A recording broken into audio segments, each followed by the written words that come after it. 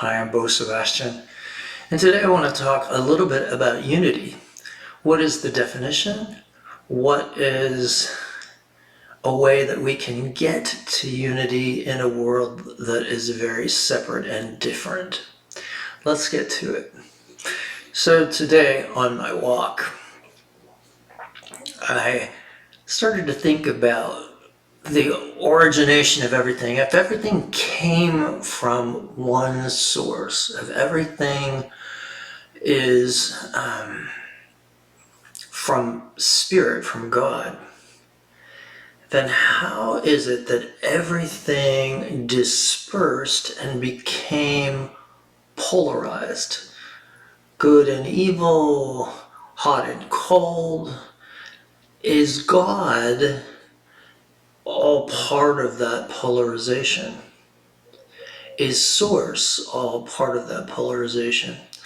And when we look at each other and when we look at the world, are we to judge it in a polarized way, or are we to see it all as one? And as you might have guessed, the spiritual answer, of course, is to see it all as one. I grew up in the Catholic Church, and then I moved, took a right turn and went to Pentecostal religion, which was very Bible thumping according to most people. Bible thumping in the way where the word, the written word, the Bible, is the law. And if you don't abide by the law, you're going to go to hell.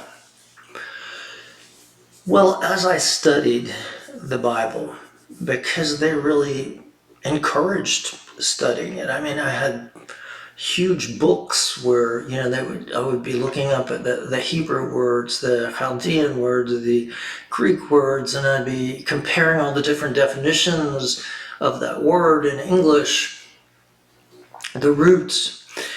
And what I began to discover, and as I met more and more spiritual people from different places in New York City where I was living then, I began to understand that God was a little bit bigger than one book. You couldn't really define God in a book. You can't define God in a word. God is all. The Kybalion says that the first law is the law of mentalism, that all is in mind, that all is God, all is in all, and all is all. Which is kind of paradox, because that would mean that God is in the evil and God is in the negative people just as much as God is in the positive.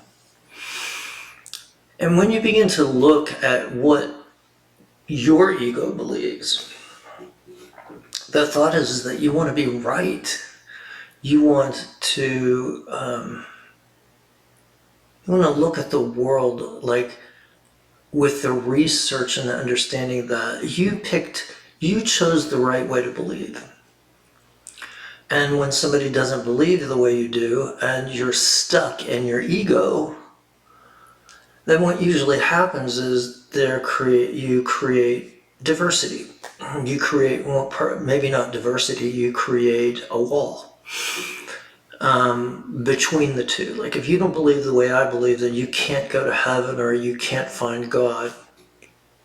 And of course, that's not the way it is. Eventually what I ended up going to two different churches after Pentecost. So I ended up going to Unity Church, the word unity, and Centers of Spiritual Living.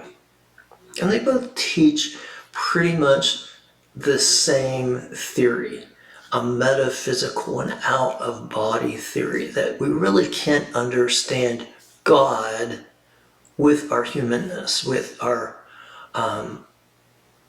objective self. Remember, we talked about before in other videos that you are a subject, you're an I am, and you're a me, you're an object, you're a Bo Sebastian, I'm a Bo Sebastian. So, with Bo Sebastian, I can't very well understand God, especially with my ego mind. And even with my I am mind, when I get quiet and I still my body and I still my brain, the closest I can get to understanding God is an out-of-body experience, an experience of oneness, of connectedness. Again, unity. So if where we're headed is to understand unity, then we must understand the language of unity. We can't learn the language of unity by studying politics or practicing the ritualistic ways of religion. We have to understand spirituality by getting quiet and entering into a spiritual place, a spiritual space, and begin to open our minds to something different than perhaps what we know. I studied Spanish for a few years, and I know that when I look at a tree, I see árbol, and I know that it's also tree in English. And studied a few other languages, and you know that it's, when you look at that tree, it could be 1,000 different words, and I don't understand many of them, but it doesn't change the tree. The tree is still the tree. Just because a religion doesn't explain God in a specific way doesn't mean that God still isn't God. God or spirit is unchangeable. It can't be changed by giving it a name or giving it a ritual. So what my lesson is today is very simple. When you're trying to think about where you're heading spiritually, think about unity. Think about the differences that make you unique and individualized.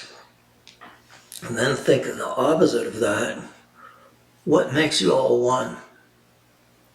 Then remember, if you want to get there, you need to get your brother there with you.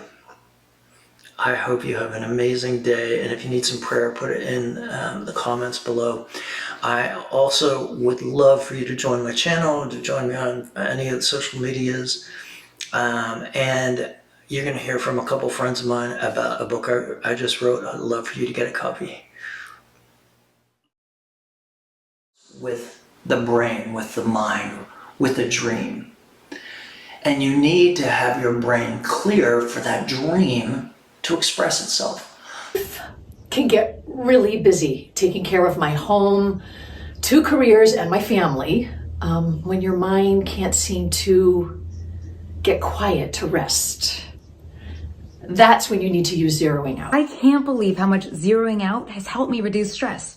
You've got to try it. Work for me can get time-consuming and stressful at times, but zeroing out has really changed the way I look at my schedule and my time. Such a step above any other book I've ever seen about this topic, and it's such a simple technique, and I'm able to do it by myself, which I love. So